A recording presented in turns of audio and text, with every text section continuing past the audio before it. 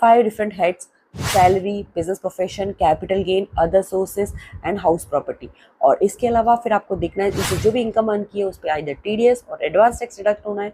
उसके साथ में आपको डिडक्शन और एग्जाम्पशंस की लिमिट भी चेक करनी है। तो इतना सब कुछ करना बहुत टफ है, बट आपको इतना टैक्स पे करना ही क्यों है, ये काइंड कन्फ्यूजन आपके माइंड में हमेशा आता होगा। So let's understand with quick example. आप चाहते हैं इंफ्रास्ट्रक्चर डेवलप हो, अच्छी रोड बने, अच्छा गवर्नमेंट हॉस्पिटल हो, अच्छी गवर्नमेंट स्कूल हो, बट इन सब का पैसा कहाँ से आएगा?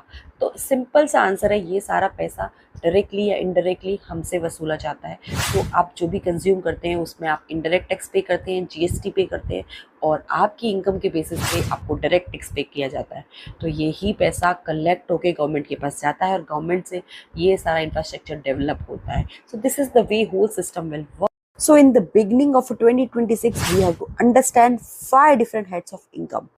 What do you do for your livelihood? Either salary or self-employed. सो अगर आप सैलरी एक पर्सन है तो आपको सैलरी हेड के बारे में पता होना चाहिए, और अगर आप सेल्फ एम्प्लॉयड है तो आपको बिजनेस और प्रोफेशन हेड के बारे में पता होना चाहिए। अब ये तो 2 हो गए मेजर हेड। अब आपने इन दोनों हेड से जो भी पैसा अर्न किया है उससे आप क्रिएट करेंगे कैपिटल एसेट। अब जब आप इस कैपिटल एसेट को सेल कर देंगे तो आपको कैपिटल गेन हेड में जाना है, और उससे अगर आपको कुछ, उस कैपिटल एसेट से अगर आपको कुछ रिटर्न होता है तो इनकम फ्रॉम अदर सोर्सेज में जाएगा।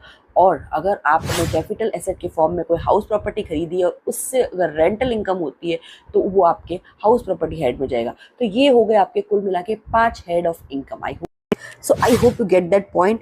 वीडियो अच्छी लगी हो तो like, share and follow. Okay, bye.